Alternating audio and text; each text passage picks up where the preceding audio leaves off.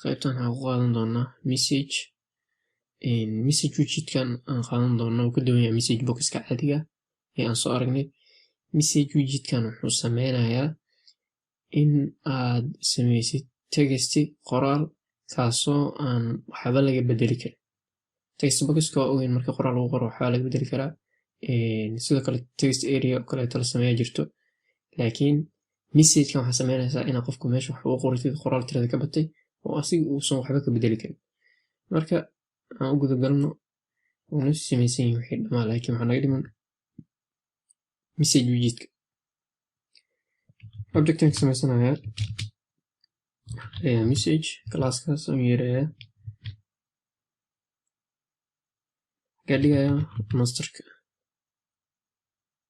Okay, masterka markaa dhigo text waa ku qori karaa, daaramana dib waa ugu soo dhiibi karaa, labadaba waa fiirnay. Text markaa aan qora dhaho waxaa waaye waxaan leeyahay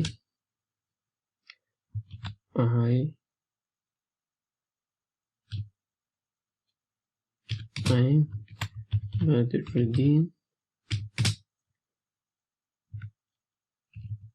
I work here in YouTube.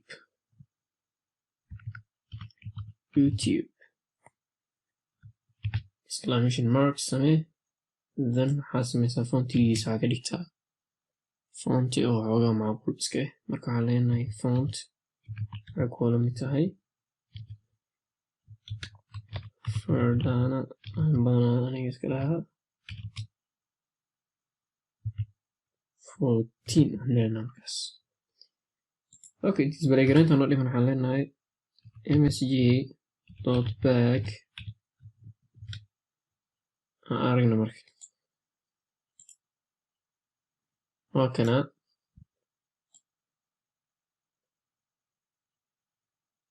ma arki karta. backgroundkiisa haddaan rabo waa bedeli karaa, text qoran haddaan rabo waa bedeli karaa, taasoo sameyn karaa. text qoran haddaan rabno change button la dhahayo waxaan sameynaynaa btn change text hordaas kusoo gaabinaynaa. waxaan leenahay button markaa dhahdid waxaan leedahay masterka dhig, textiisa waxaa qortaa change message ama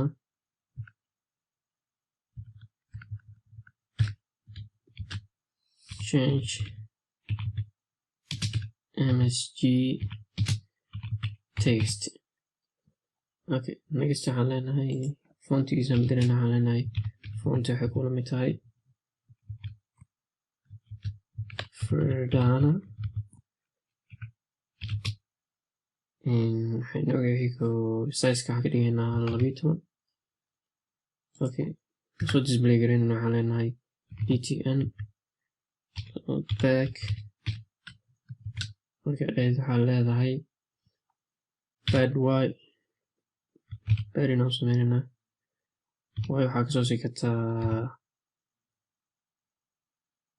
10. Okay, isla aragna marka waa kana shaqo u dhigayna marka intaga si aan u bedelo in sidoo kaleeto uu sameeyo maxaa dhahaa backgroundkiisa in la bedelo kaleeto shaqadaasaan u dhiibayna. Okay, kamaan leenahay kamandiga waxaan leenahay kamaan wuxuu kula mid yahay change text function la dhahayo. weli ma sameyn, haddaan sameynaynaa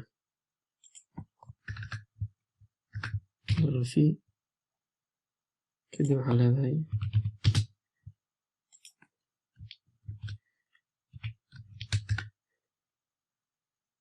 marka sidee textiga loo bedela. Textiga waxaa loo bedeli karaa, waxaan leedahay msg waxaa u dhiibeysaa text variable aa sameynaysa. waxaan leedahay msg var wuxuu la mid yahay string var waxay qaadaa textiga oo stringiga text variable u dhiibeysa marka text variable wuxuu la mid yahay msg var. Okay, that's so good. waxay noo dhiman marka inaan dhahno meeshan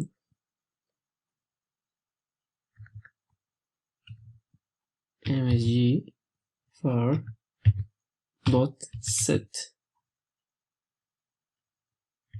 textiga waxaad samaysaa waxaad leedahay you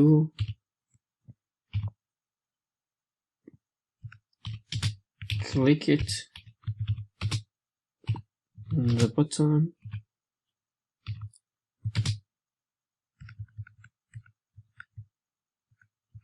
you update aan iska dhahno the text.